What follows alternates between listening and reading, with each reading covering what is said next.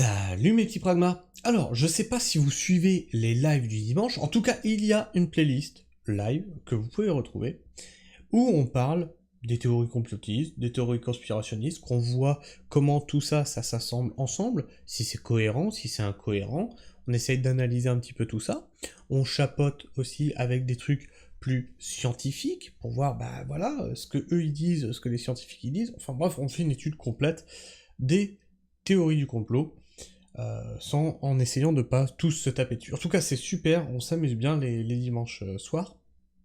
Vous pouvez retrouver les playlists, la playlist live, justement, comme je vous disais.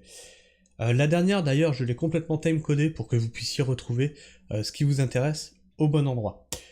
Donc faites-vous plaisir. Hein. C'était justement sur la Lune. Alors la Lune, elle n'existe pas. Enfin, c'est pas ce que moi je pense, hein. Mais dans certaines théories complotistes, on nous explique que la Lune n'existe pas. La Lune est soit du plasma, soit projetée sur le dôme de verre, etc., avec la Terre plate, et tout le totim. Et bien pourtant, sur cette Lune qui n'existe pas, elle est en train de se faire coloniser. Mais pas par les êtres humains. Non, non, oula, vous êtes loin du compte. Non, non, elle n'est pas colonisée par l'être humain. Ah non, non, non, ça, nous, on n'en est pas encore capable. Par contre, il y a un animal, une forme de vie animale qui est en train de la coloniser. Et on va voir ça, bien entendu, ensemble. Lâché par erreur sur la Lune, le tardigrade, cet étrange animal qui résiste à tout, peut-il la coloniser? Alors celle-ci, on s'y attendait pas, dis donc. Ah bah là, on s'y attendait pas. Toujours une question que je me suis posée, moi, c'est quand on part dans l'espace, etc., est-ce qu'on n'emmène pas avec nous des bactéries, des champignons, des trucs comme ça, qui pourraient s'adapter et évoluer dans un univers beaucoup plus... Enfin, dans un environnement beaucoup plus hostile. Les tardigrades sont de minuscules animaux. Alors ça ressemble à ça, un tardigrade, hein. C'est pas beau. Les tardigrades sont de minuscules animaux connus pour leur capacité de survie extraordinaire, suffisante pour survivre à un crash de sonde spatiale et aux conditions lunaires. Ah, ça résiste à tout. Ça résiste aux radiations, ça résiste à la sécheresse, ça résiste à tout, c'est un truc de fou. C'est le machin, il est fait pour survivre, en fait. Le 22 février 2019, une sonde spatiale, c'est-à-dire sans équipage, était mise en orbite autour de la Lune, avec comme objectif d'allunir. C'était une première car jamais un engin privé ne s'était posé sur le sol lunaire.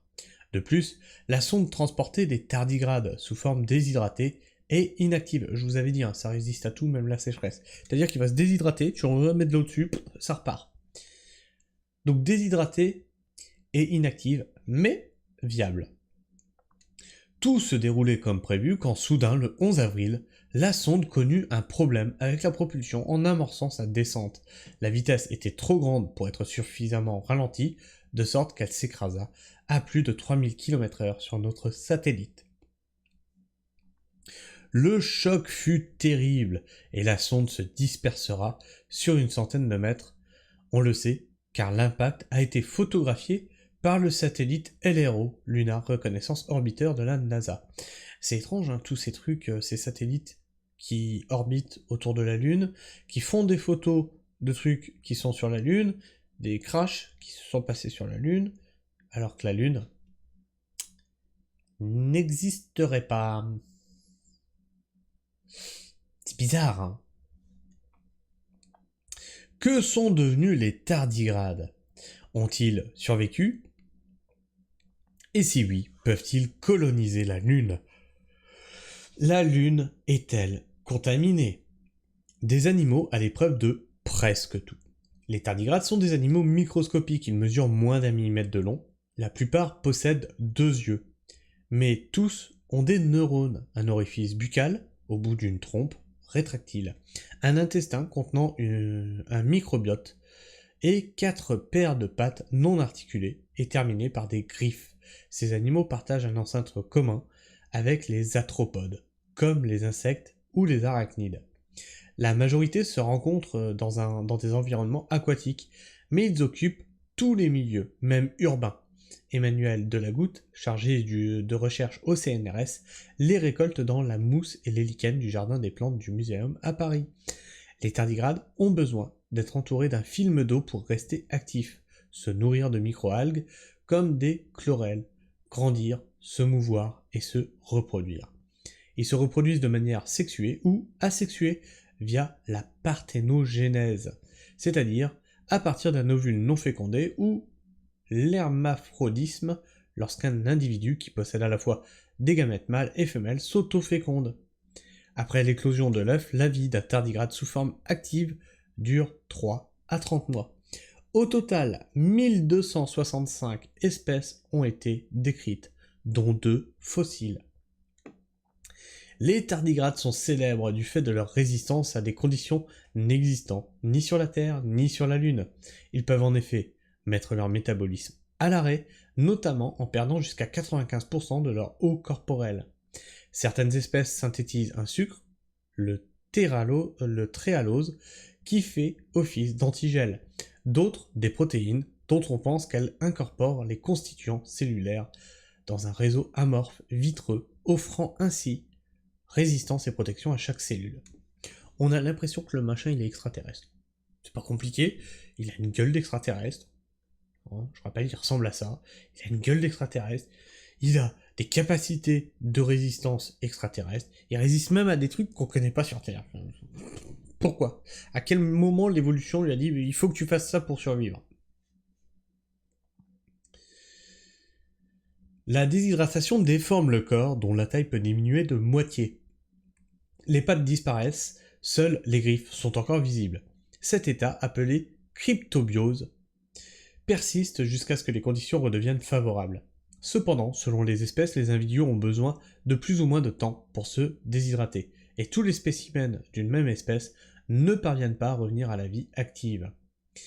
Les adultes déshydratés survivent quelques minutes à des températures de moins 272 ou 150 degrés. À quel moment ils ont eu besoin de ça pour survivre sur Terre, les machins ? N'importe quoi. Et sur le long terme, à des doses élevées de rayons gamma, de 1000 à 4400 Gray. Selon l'espèce, à titre de comparaison, une dose de 10 Gray est mortelle pour un humain, et 40 à 50 000 Gray stérilisent tout type de matériel. Et eux, ils en supportent 4400. Nous, on en supporte 10. Eux, ils en supportent 4400.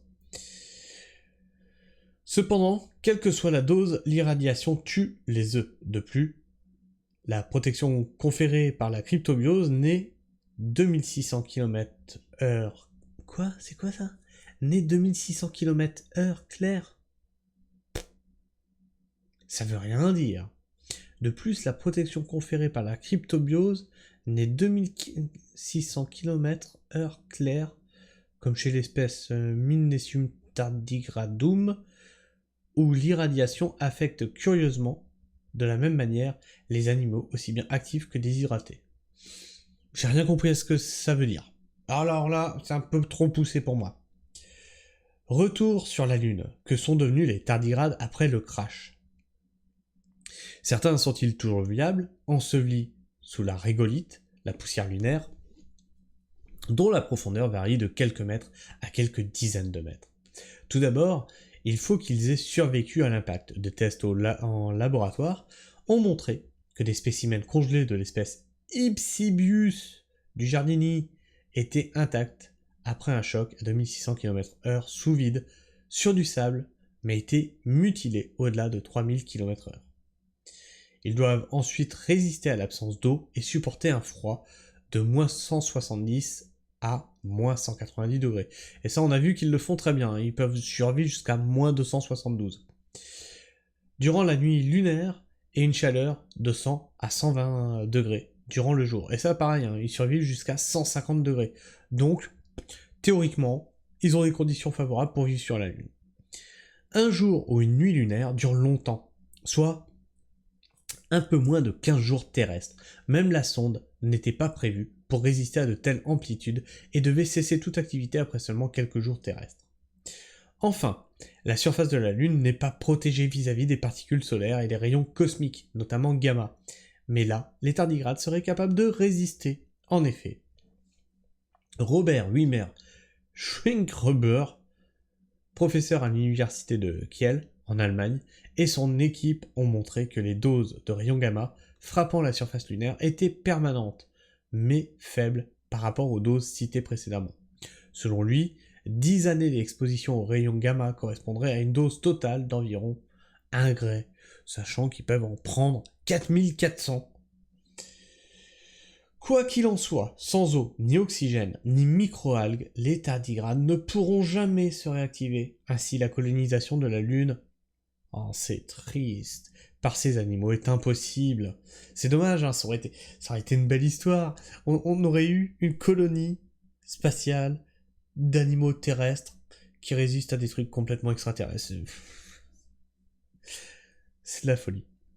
Mais des spécimens sont sur le sol lunaire et leur présence pose des questions éthiques, comme souligne Matthew Silk, écologue à l'université d'Édimbourg. Parmi ces questions, il y en a une sur le plan scientifique. À l'heure où l'exploration spatiale repart tout azimut, contaminer d'autres planètes nous fera-t-il perdre la possibilité de chercher la vie extraterrestre ? Et moi, c'était la grande question que je vous posais au début, c'était, mais putain, est-ce qu'on n'emmène pas avec nous des bactéries, des champignons, etc. On a vu hein, que quand on a découvert l'Amérique, on a contaminé avec des bactéries les personnes, enfin les Amérindiens, qui eux n'avaient jamais été en contact avec ces bactéries-là, et qui pour eux, elles ont été mortelles, parce qu'ils n'avaient pas les anticorps pour lutter contre. C'est une catastrophe, c'est une catastrophe. Je sais pas comment c'est pris en compte ça par la NASA. En tout cas, c'est une grande question, on voit bien à la fin de l'article, c'est une grande question éthique qui est posée là. C'est que oui, mais à force, est-ce qu'on va pas finir par foutre la merde sur notre planète, quoi. Enfin, bref. Qu'est-ce que vous pensez de tout ça ?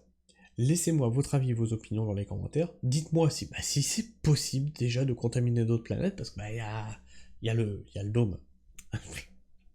Enfin bref. N'hésitez pas à me laisser votre avis et vos opinions dans les commentaires, à vous abonner si ce n'est déjà fait, et surtout, à vérifier que vous l'êtes toujours, parce que YouTube s'amuse à faire des blagues, et vous désabonne de force, elle est pas belle la salade. Et puis vous pouvez aussi appuyer sur la cloche, alors ça c'est pas pour YouTube, c'est pour vous, c'est pour ne rater aucune de mes sorties vidéo. Sur ce, moi, je vous fais la bise, prenez soin du sol, et restez pragmatiques. Ciao.